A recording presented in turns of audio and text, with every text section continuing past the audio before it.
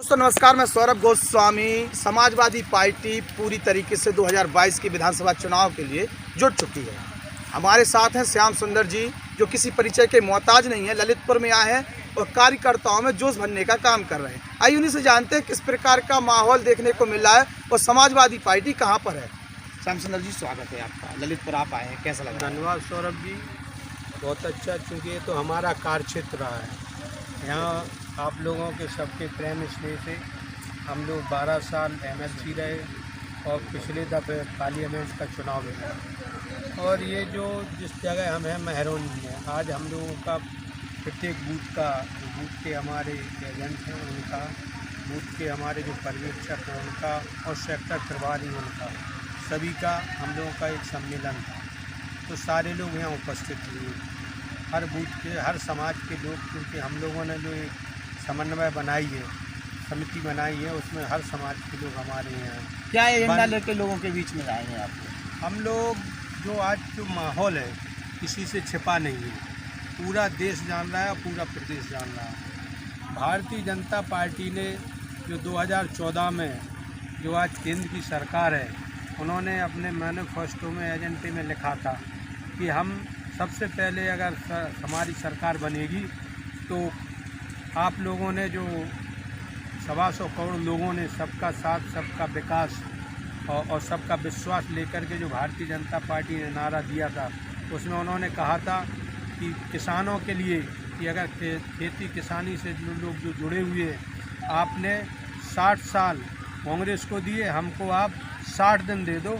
हम 60 महीने तो पूरा साल वो हो जाता है, फिर तो 5 साल हो जाते हैं। 60 दिन मांगे थे, केवल 60 दिन मांगे थे, वो तो बाद में बदल गए। ये जो जुमला है वो तो 60 महीने कहने लगे। तो जो 60 दिन मांगे थे, हम माली हालत बदलने का काम करेंगे। हम आपके चैनल के माध्यम से कहना चाहते हैं कि हिंदुस्तान में पहला प्रधानमंत्री ऐसा था जिसने किसानों की जेब से सीधा पेट काट के पैसा निकालने का काम किया।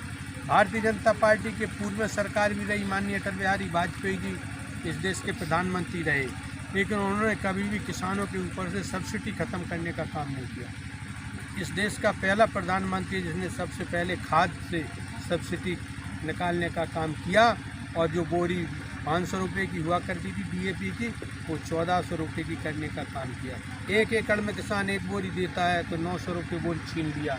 इसी तरह 4244 रुपये डीजल हुआ करता था, उस डीजल को ले जाके दूना करने का काम किया। 100 रुपये भी बिक गया, अभी भी 87 रुपये तो अच्छे दिन है, तब भी दूसरा है। इसी को तो अच्छे दिन कहेंगे ना। इसीलिए तो हम कहना चाहते हैं कि एक एकड़ में कम से कम 1000 रुपये का डीजल एक्स्ट्रा लेने का काम किया है। 500 रुपये उस पर छीन लिए, हमारी मजदूरों की मजदूरी बढ़ा करके उसमें भी छीन लिए, टोटल मिला करके 5 किलो खाद कम कर दिया। तो ये तो केवल हम तो फिर आवास के लिए पैसा कहाँ से निकलेगा? वैक्सीन भी लगा रहे फ्री में और गल्ला भी अब तो फ्री में बटा रहा है, सरसों का तेल भी पहुँचेगा। तो देखिए, इसमें हम कहना चाहते हैं कि वो 5 किलो गन्ना दे रहे हैं, ठीक है ना, तो 5 किलो गल्ला ज़्यादा से ज़्यादा 80-85 रुपये का होता है, उसमें 125 रुपये का थैला लगा रहा है। और थैला भी किन से बनवा रहे हैं? थैला भी बड़े बड़े उद्योगपति अडानी अंबानी और रिलायंस वाले थैला बना रहे हैं। तो उद्योगपतियों को फ़ायदा देने का 20 रुपये 25 रुपये का थैला 125 रुपये का देने का काम कर रहे हैं। वो कहाँ, ये जो पैसा जो किसानों से, मजदूरों से, गरीबों से, आम जनमानस से छीनने का काम कर रहे हैं, वो बड़े उद्योगपतियों को देने का काम कर रहे हैं। 12-12 रुपये डीजल पेट्रोल में कम कर दिए, तो कहीं ना कहीं आप लोगों की बात सुनी है, रात दी है। ये तो जब 42 रुपये से ले जा कर के 100 रुपये कर दिया है, तो अब आप समझ लो 12 रुपये कम कर दिए, कोई एहसान थोड़ी किया है। जब आज की बैरल की कीमत कम है और डीजल की कीमत ज़्यादा है, तो ये तो घोर अन्याय हो रहा है। हमारे जो किसान भाई हैं, मजदूर भाई हैं, आम जनमानस है, जो जनता है, उसके साथ घोर अन्याय है। चुनावी मेन मुद्दा क्या रहेगा आपका? महंगाई रहेगा, बेरोजगारी रहेगी, क्या रहेगा? चुनावी मेन मुद्दा सबसे पहले तो महंगाई है, महंगाई के बाद बेरोजगारी चरम सीमा पे है। आज आप देख रहे हैं कि जितने रोजगार जिस विभाग में थे, जो रिटायर्ड होते जा रहे हैं, सारे विभागों की नौकरियां ख़त्म करती जा रही है इस सरकार, और प्राइवेट लोगों को संविदा पर नियुक्तियां देने जा रही है। हम इसका विरोध करते हैं। हम चाहते हैं कि जिस तरह पहले रेलवे में काम हुआ करता था उस तरह रेलवे में प्राइवेट को ना दे करके रेलवे में भर्ती हो। हम चाहते हैं कि जैसे एयर इंडिया भी बेची है, एयर इंडिया में भी इस तरह से जो हमारे जो एयर इंडिया में जो काम करते थे, चाहे पायलट हों चाहे हमारे एयर होस्टेज हों, जो लोग भी हैं उनको सर्विस बाकायदा मिले।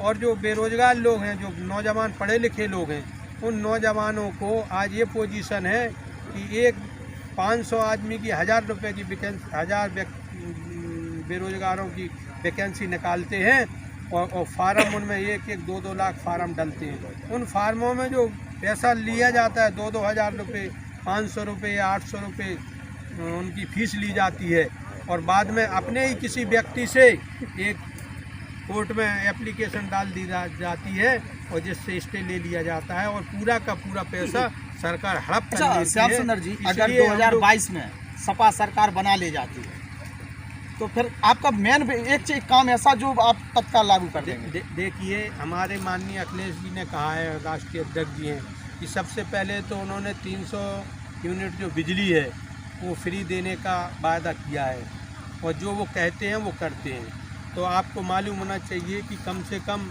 1500 से लेकर 2000 रुपये प्रति माह है हर व्यक्ति को लाइट का मिलने का वादा दिया है। इसी तरह से 500 रुपये जो हमारी महिलाएं हैं उनको पेंशन देने का काम पूर्व में सरकार करती थी, तो 1500 रुपये करने का काम किया है।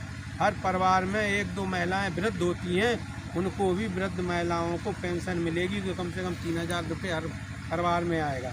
ये इन्होंने तो जो हमारा पूर्व में जो पैसे देते हैं वो ख़त्म कर दिया है। अच्छा, बेरोजगारी भत्ता जो है, नौकरी देंगे 10 लाख लोगों को। लैपटॉप के लिए आवेदन भी कर रहा है, स्मार्टफोन पर भी आवेदन चालू कर दिया, कह दिया नवंबर तक बटार भी देंगे। तो ये तो पहले भी कह रहे थे, इन्होंने कहाँ किया, जो पूर्व की सरकार में थी वो बंद कर दिया। और माननीय अखिलेश जी ने कहा है कि पहली कलम से 10 लाख बेरोजगारों को, नौजवानों को नौकरी देने का काम बीजेपी किया सबसे ज्यादा दावा कर रही है कि हमने गुंडागिर्दी खत्म कर दी, गांव-गांव की गुंडागिर्दी खत्म कर दी। महसूस हो रही गुंडागिर्दी? नहीं, हमें तो महसूस नहीं हो रही, हमें तो अब और ज़्यादा हो रही है। अब पुलिस की गुंडागिर्दी है, जिस किसी को पकड़ ले रहा है, ठोक दे रहा है। झांसी में कई कांड हुए हैं। झांसी में क्या, पूरे प्रदेश में कांड हुए।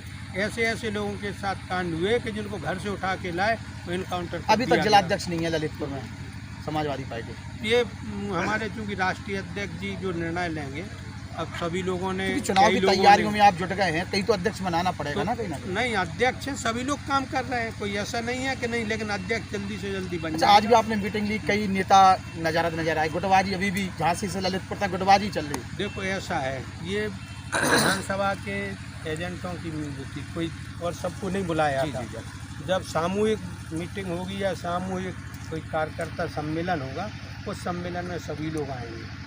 जैसे अभी हमारे राष्ट्रीय प्रदेश अध्यक्ष जी आए थे, उसमें सारे लोग थे। जो राष्ट्रीय अध्यक्ष जी आएंगे उसमें सारे लोग आएंगे। ये क्षेत्रीय है, चूँकि हम भी जब से पार्लियामेंट का चुनाव लड़ा तब से आज पहली दफ़े हम भी क्षेत्र में आए। बीच में 2 दफ़े कोरोना का काल चला तो उस समय नहीं मुलाकात नहीं कर पाए।